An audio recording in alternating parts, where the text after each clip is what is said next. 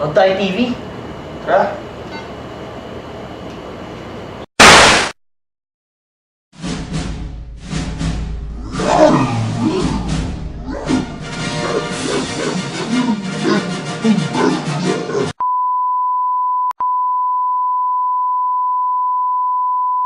I'm standing here as Ambassador Rio, the UN representative of the Philippines, consults with the Ateneo Political Science Department on the hot issue of UN and peacekeeping.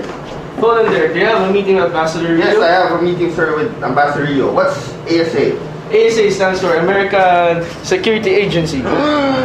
Sir, can I have a meeting with Sir Rio now? Well, sure, why not? And here he is.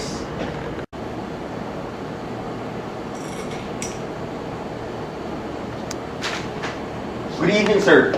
I'm from CNN and I would like to ask you for a few words on the changes you are proposing for the UN and peacekeeping. Of course. Now, as you know, I'm a big supporter of institutionalism, especially with regards to the UN.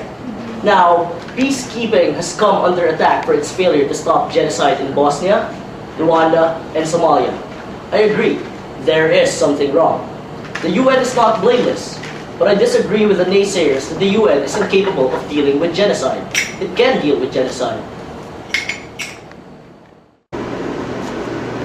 Can you elaborate on institutionalism and how it relates to the UN being able to stop genocide?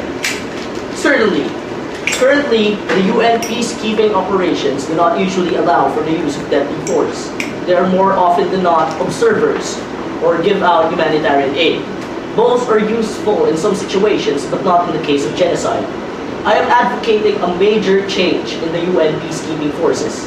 These reforms are aimed at allowing our forces not only to defend themselves, but to defend the civilians.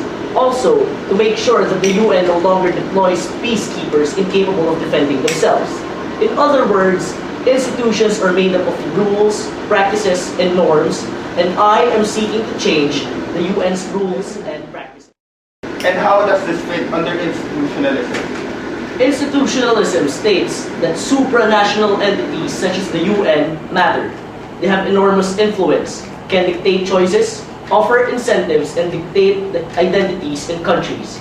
The UN has rules, regulations, policies, and norms that help in its overarching mission to achieve certain ends.